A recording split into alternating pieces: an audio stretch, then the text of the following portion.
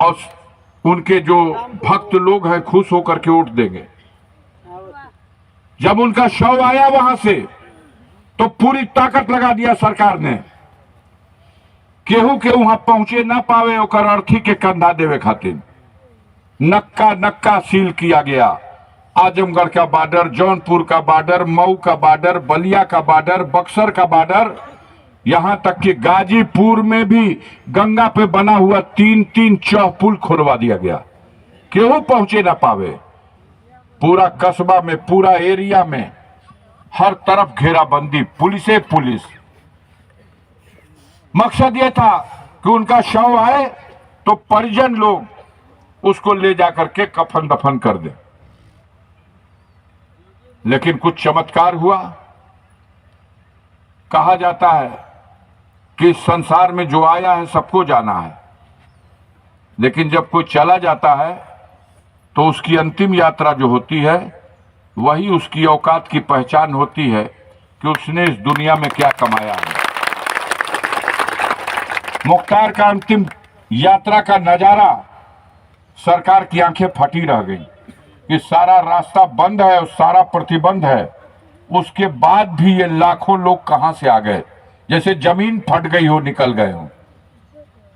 सारी व्यवस्था इनकी धरी की धरी रह गई। लाखों लोगों का समूह हुआ, इकट्ठा हुआ और चिल्लाता रहा कि ये माफिया नहीं, ये अंधी बहरी सरकार, ये गरीबों का मसीहा था जिसको तुमने इस निर्दयता के साथ जेल में जहर देकर मारा। हमारे पीछे पड़े हुए हैं, फर्जी मुकदमा लिख के हमको जेल भेजवाया, सजा करा दिया।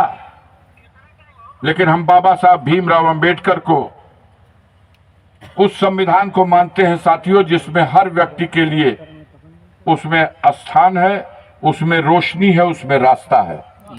उसी संविधान में मुझे रास्ता मिला। मैं हाईकोर्ट में अपील करने गया, अपील से जमानत हो गई।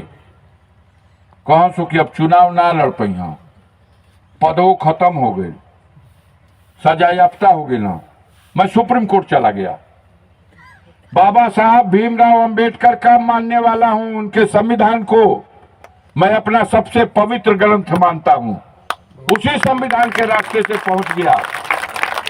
जब सुप्रीम कोर्ट में पहुंचे और बहस हमारी हो गई तो माननीय सर्वोच्च न्यायालय ने आदेश दिया कि गाजीपुर के न्यायालय से जो अफजाल अंसारी की सजा हुई है 4 साल की, यह सजा निलंबित की जाती है और उनका पद बहाल किया जाता है और उनको चुनाव लड़ने के लिए योग्यता प्रदान की जाती है।